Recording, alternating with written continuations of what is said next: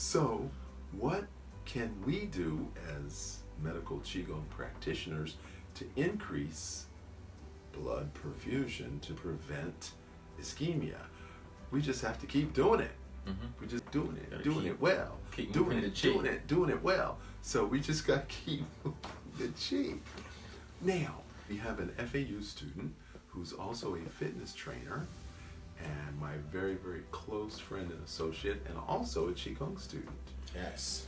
And his name was Edward Gills. Edward Gills. And I have the pleasure to be here with Dr. Love, and we're spitting some knowledge on you guys today. Well, he's spitting most of the knowledge. So Eddie came to me, and so we met about a year plus ago, and he's a fitness trainer. He's at the beach. I'm at the beach doing Qigong, and I see him every day training hard, and I keep saying, one day I gotta talk to that guy. One day I gotta talk to that guy.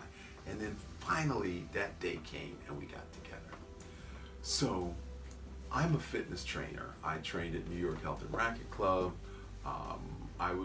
Before there was a certification called fitness training, that was me. So I was doing that back in the early 80s, 82, 83, 84, 85, 86. That's what I was doing.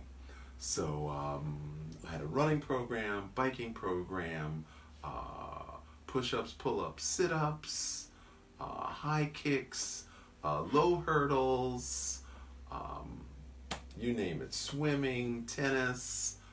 I did it all. Yeah.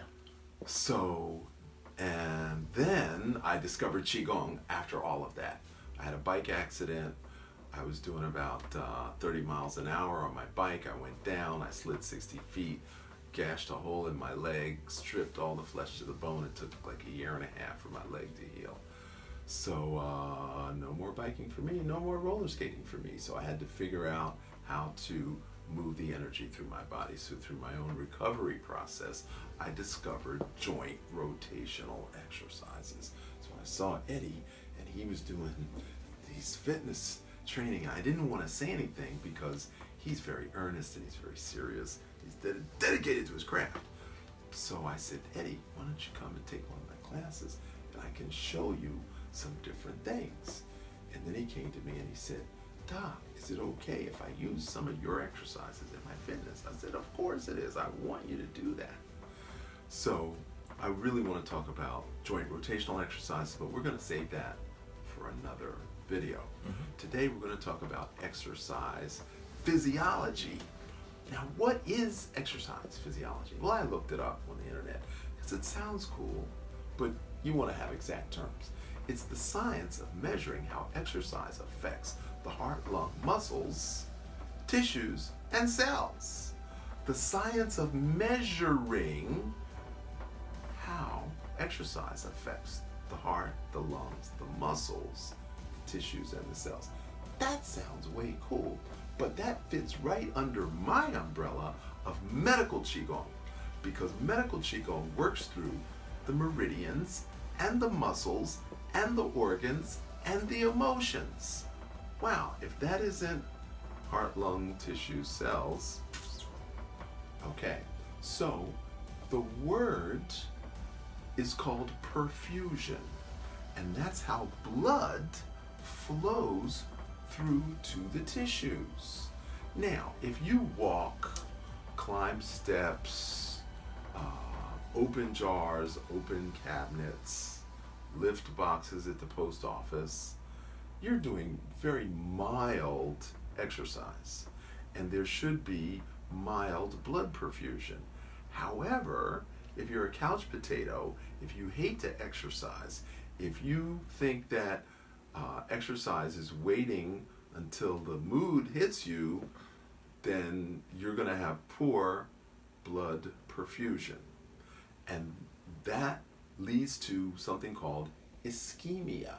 So an ischemia is a condition, it's not a disease, it's a condition that will lead to various heart problems.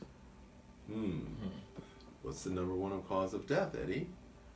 Heart disease. Yeah. It is that. So what can we do as medical Qigong practitioners to increase blood perfusion to prevent ischemia. We just have to keep doing it. We just got doing it well. Doing it well. So we just got to keep the chi. Now, the American Academy of Sports Medicine says there's 3 types of exercise. One is endurance training. What's endurance training? Well, endurance training involves running. Yeah, running. Biking, Swimming, like Ironman, triathlon. That's endurance usually training. a longer period of time it takes. Okay. Marathon. Yeah. That 15K, whatever. All right. 10K. So then the next one is called resistance training. Yeah. So what's resistance training? So resistance training involves things like using handheld weights. So isometric bars. And isometric movements. And then there's isometric exercises. So endurance, resistance, and isometric. So isometric means it's a static holding, okay? So we're isolating, so like you're pushing against a door, that would be isometric, okay? Now there's something called plyometrics.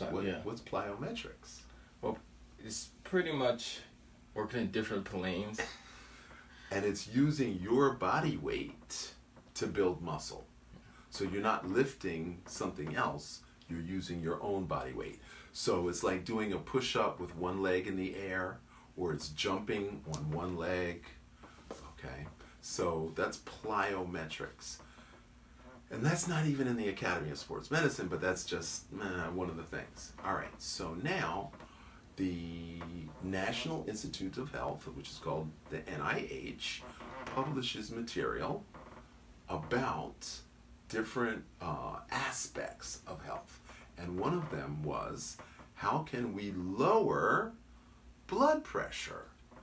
Is it endurance training? Is it resistance training? Is it isometric? So, problems arise. Now, there's something called diastolic, and there's something called systolic. Now, do you know anything about blood pressure? I do, but I'll let you But explain not a it. lot. Okay. Not a lot. But not a lot. Okay. So diastolic is the high number, the 120. Yeah. The systolic is the low number, which is the 80. So they say 120 over 80. However, the measurement for hypertension is 130 over 90. So they know that this high number, the diastolic, responds to endurance, resistant, and isometric. But the low number doesn't respond. So now they go back and they peruse the literature a second time, and then they found out that the isometric training lowered the lower number. So now you've got endurance and resistance that lowers the high number, but isometrics lowers the low number. Now, guess what I discovered, Eddie? What did you discover? That there's balls, they're Chinese balls. Yeah. Okay? Now, I'm sure you've seen them. They're called Tingsha bells or whatever they're called. Chinese health balls. And they like ding a ding a ding a ding. And they're cloisonné. They're painted with art. And they make these little sounds. And they're very lightweight. So what I discovered is that the heavy balls, the really heavy ones, are the only ones that are medically, medicinally have a value. So you have to use the heavy balls. So this is the isometric exercise. And then we can reverse that. So we did studies and we found out that if you do 10 minutes in one direction and then 10 minutes in the other direction, it does more to lower the low number than an hour in the gym. And why is that? Because it's isometric, because you're isolating the muscles in the center of the palm. Now you have a radial pulse, which is in line with the thumb, and then you have a brachial pulse, which is in line with the little finger.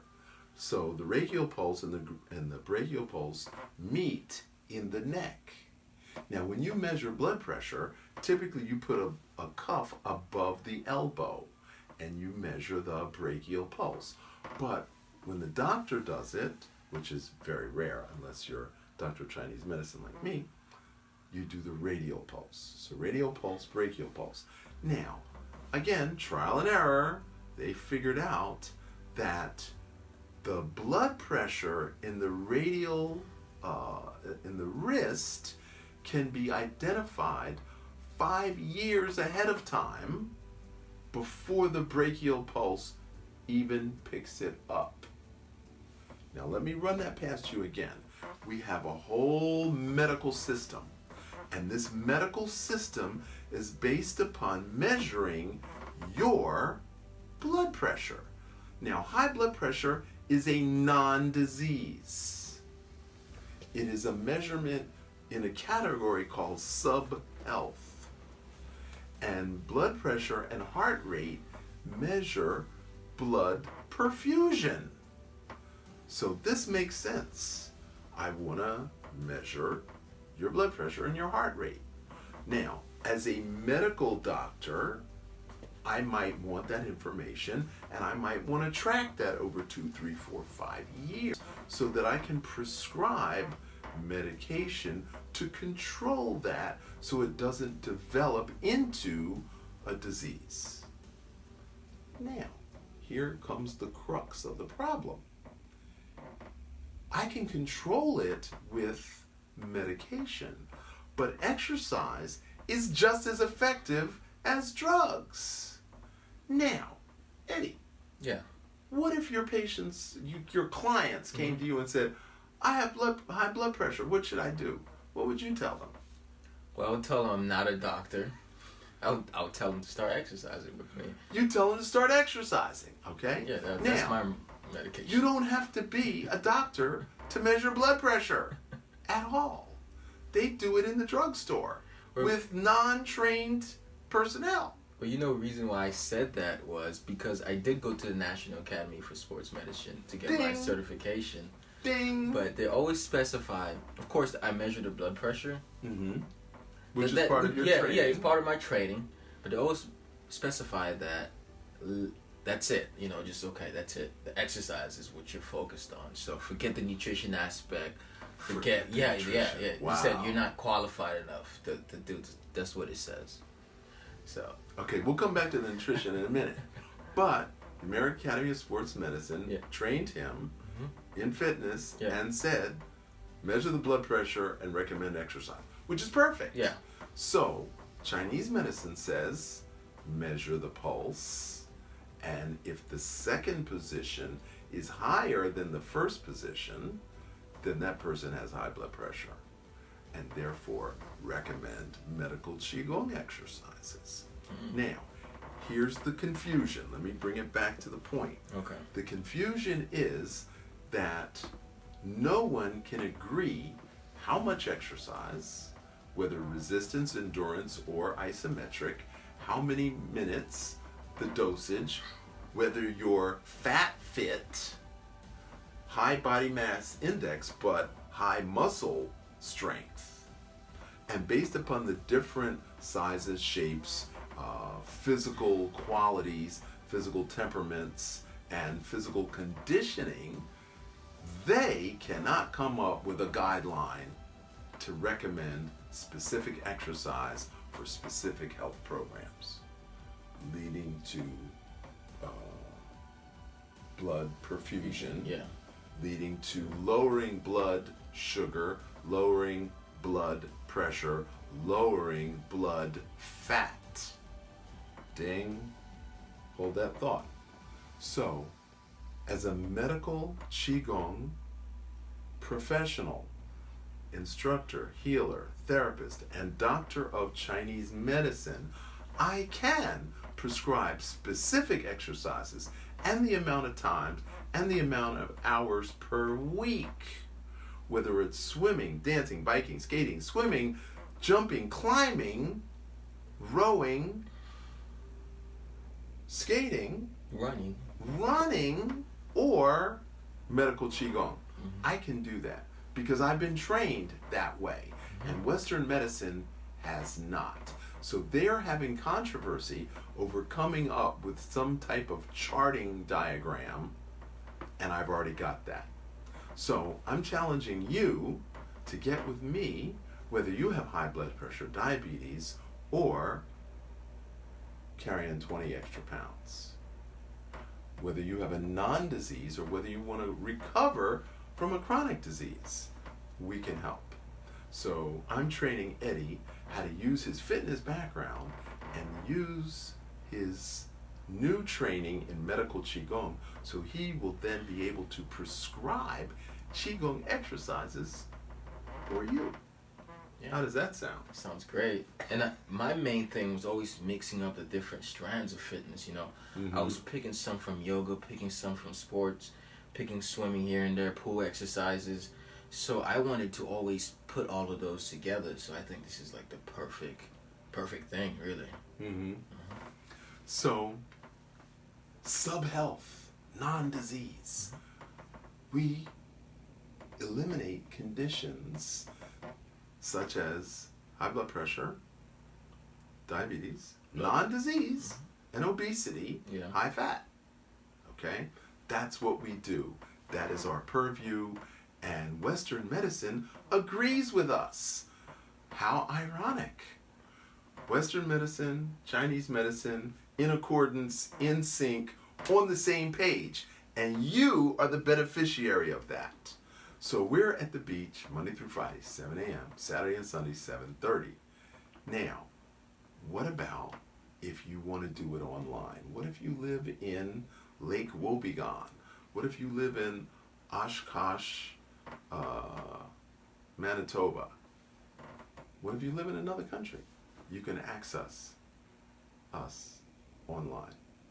And I can't wait to share the rest of this information with you.